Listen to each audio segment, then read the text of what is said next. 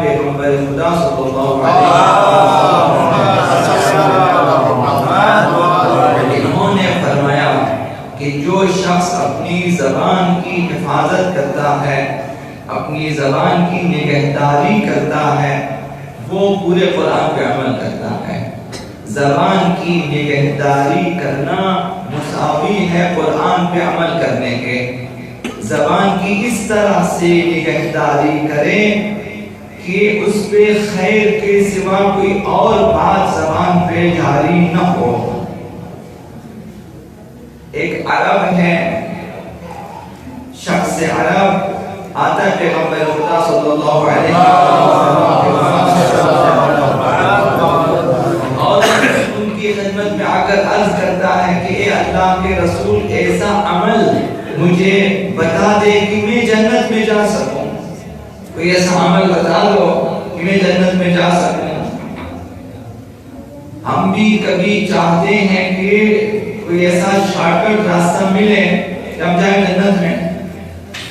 پیغمبر اسلام نے اسے مشورہ دیا کہ وہ عمل کہ جس کے ذریعے آپ جنت میں جانا چاہتے ہو، انسان اپنی دارائی میں سے بھوکوں کو سیر کرنا شروع کر دے۔ ضروری نہیں کہ تمام بھوکوں کو کھلائیں، کسی ایک یا دو افراد کا خیال رکھیں کہ ان کی غذا کم نہ ہونے پائے۔ چند افراد کے لیے اس کے گھر میں آپ اگر راشن کا بندوبست کر سکتے ہیں، غذا کا بندوبست کر سکتے ہیں، بھوکوں کو کھانا کھلانا اور سیر کرنا، یہ ایک عمل پیغمبر اسلام نے بتایا اس شخص عرب کو کہ بھوکوں کو سیر کرو اور پیاسوں کو سیراب کر دو۔ جو لوگ پیاسے ہوں گے پانی پلا دے ہوں گے، سیراب کر دے ہوں گے۔ تو آج بھی یہ کام مختلف حوالوں سے آپ کر سکتے ہیں کہ کسی کے لیے پانی کا مسئلہ حل کرے مسئلہ۔ پیغمبر اسلام نے فرمایا بھوکوں کو سیر کر دو، پیاسوں کو سیراب کر دو، امر بالمعروف کرو اور نہی عن المنکر انجام دو، لوگوں کو نیکیوں کی دعوت دو۔ ہمارے اندر یہ چیز ہونی چاہیے کہ نیکیوں کی دعوت دیں، سب سے پہلے خود نیکیوں کی طرف آ جائیں اور اس کے بعد اپنی اولاد کو نیکیوں کی طرف دعوت دیں کہ وہ راغب ہو جائیں نیکیوں کی طرف، معروفات کی طرف، اور برائیوں کے بارے میں انہیں بتا دیں کہ وہ برائیوں سے رکیں، خود کو روکیں برائیوں سے، گناہوں میں مبتلا نہ ہو جائیں۔ ستم یہ ہے کہ بعض والدین خود بچوں کو گناہوں میں مبتلا کر دیتے ہیں، ایسے وسائل لا کر بچوں کے ہاتھ میں دے دیتے ہیں اور ان پہ نگرانی بھی نہیں کرتے کہ بچے کیا کرتے ہیں، کیا دیکھتے ہیں، کیا سنتے ہیں، کیا سیکھتے ہیں، نہیں دیکھتے۔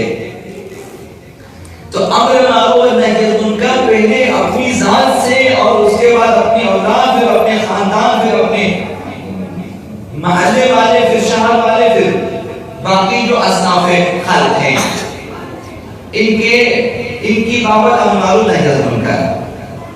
پیغمبر اسلام نے فرمایا کہ بھوکوں کو سیر کر دو، پیاسوں کو سیراب کر دو، امر بالمعروف کرو، نہی عن المنکر کرو، جنت میں چلے جاؤ گے۔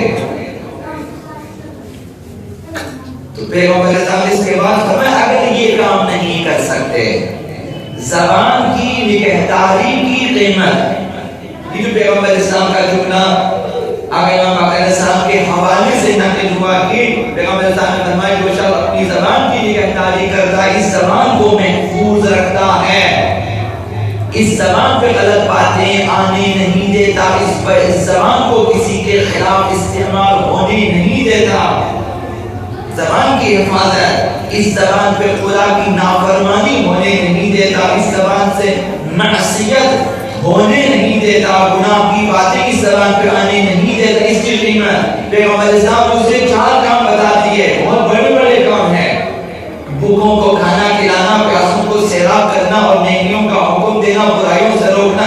فرمایا اگر یہ نہیں کر سکتے ہو تو اس طرح تو اپنی زبان کی حفاظت کرو، خیر کے سوا تمہاری زبان پہ بھی کوئی بات نہ آئے۔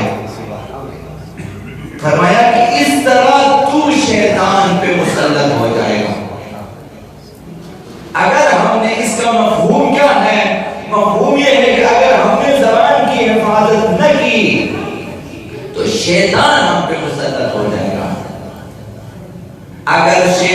مسلط نہ ہوا تو ہم قرآن پہ عمل کر سکتے ہیں.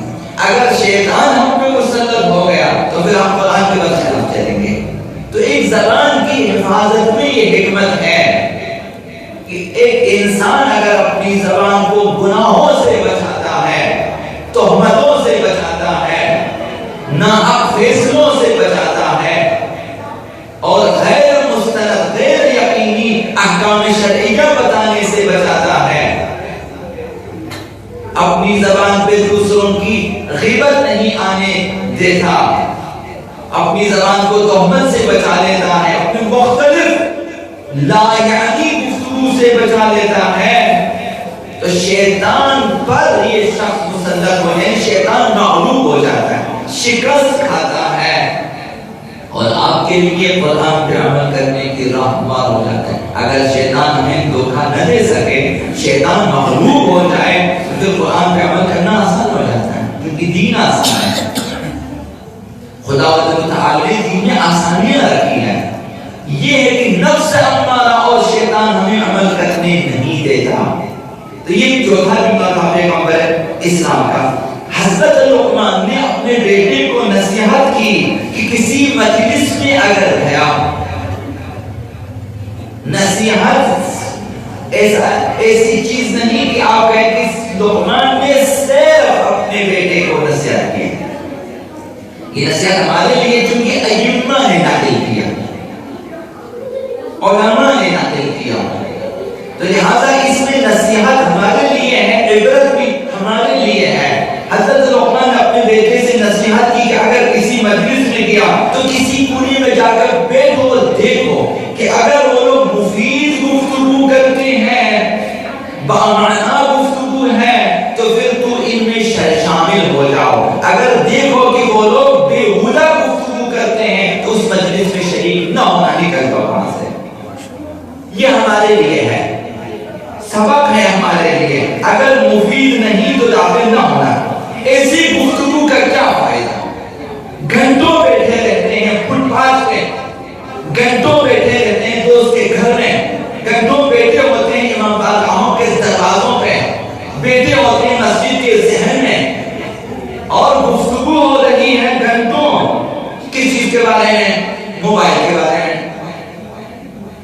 کہ کس قسم کا موبائل آیا ہے، نوکیا موبائل کی خصوصیت کیا ہے، سیمسنگ کی خصوصیت کیا ہے، کیوں موبائل کی خصوصیات کیا ہے، مثلا ایپل کی خصوصیات کیا ہے، وغیرہ وغیرہ.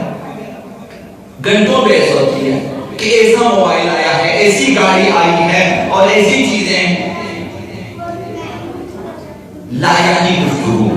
ایسی گفتگو کا کیا فائدہ جو گھنٹوں بیٹھے آپ گاڑیوں کے بارے میں گفتگو کریں کہ کون سی گاڑی بازار میں آئی ہے، کون سی گاڑی کی قیمت کیا ہے، گنا کیا ہے، وغیرہ وغیرہ. ایسی گفتگو کا فائدہ کیا ہے کہ گھنٹوں سیاست کے بارے میں گفتگو ہوتی ہے. فلاں MLA کا کام کردار یہ ہے، فلاں MP کا اس کا کردار یہ ہے، فلاں وزیر یہ کرتا ہے، فلاں یہ کرتا ہے. لا یعنی گفتگو جس میں نہ ہمارے معاشرتی مسائل حل ہو جاتے ہیں، نہ ہمارے دینی مسائل حل ہو جاتے ہیں، نہ آپ کو کوئی نصیحت ملتی ہے، نہ آپ کی کوئی تربیت ہوتی ہے، نہ خلق خدا کی کوئی خدمت. اگر ایسی چیزیں ہیں تو بے شک آپ سیاسی گفتگو کریں. اگر آپ نے خلق خدا کی خدمت کرنی ہے، اگر آپ نے اجتماعی معاشرتی مسائل کو حل کرنے، بے شک آپ سیاسیات میں گفتگو کریں. لا یعنی گفتگو ہے، نہ آپ کی پہنچ ہے وزیروں تک، نہ آپ کی رسائی ہے حکومتی اداروں تک، آپ کچھ بھی نہیں کر سکتے، بےہودہ گفتگو ہے. سیاست پہ تفسیریں ہیں. ایسی گفتگو کا کیا فائدہ کہ گھنٹوں غیبتیں ہو جائیں، تہمتیں ہیں، مسخرے ہیں ایک دوسرے کے ساتھ، مسخرے کیے جائیں، کسی ایک بولے شخص کو سامنے بٹھا لیتے ہیں اور باقی تو اس کے مذاق اڑاتے ہیں. کبھی اس کو شادی کے تخیلات پہ گھما دیتے ہیں اور کبھی اسے کن دنیاوں میں، عالموں میں اس بیچارے کو لے کے جاتے ہیں، مسخرے کرتے ہیں اس کے ساتھ. کبھی لطیفہ گوئی ہے، ایک ادھر سے دو لطیفے سنا رہے، وہ ادھر سے لطیفے سنا رہے، اور لطیفوں میں بھی غیبتیں ہیں، تو تہمتیں ہیں، تو مسخرے ہیں جو کہ شرعاً حرام ہے. بعض اقوام کی نسبت یہ بارہا عرض کیا لا یسأل قوم من قوم، خداوند متعال نے ایک قوم دوسری قوم کا مذاق نہ اڑائے، مسخرہ نہ کریں اسے، کسی قوم کے بارے میں لطیفہ گوئی ہے اور اس کی بے وقوفی کے بارے میں خوب لطیفے گھڑ، کاش کی لطیفے صحیح بھی ہوتے، غلط ہیں، جھوٹ ہیں اور حرام۔ اب گھنٹوں آپ نے لطیفہ گوئی کی، دوسروں کو ہنسایا، خود بھی ہنسے، وقت بھی ضائع کیا، اسراف بھی کیا، گناہ بھی کمایا اور اپنے دوستوں کو بھی گناہ آلود کر دیا۔ کیا فائدہ ایسی بیٹھک کا اور ایسی مجلس کا اور ایسی گفتگو کا؟ پیغمبر اسلام نے فرمایا زبان کو بچا لو، اپنی زبان کو بچا لو، قرآن پہ عمل کر سکو گے، زبان کو بے حدگوئی سے بچا لیں۔ یہ وہ چوتھا کلمہ تھا جو امام باقر علیہ السلام کے والد تک پہنچا کہ جس نے اپنی زبان کی نگہداری کی وہ قرآن پہ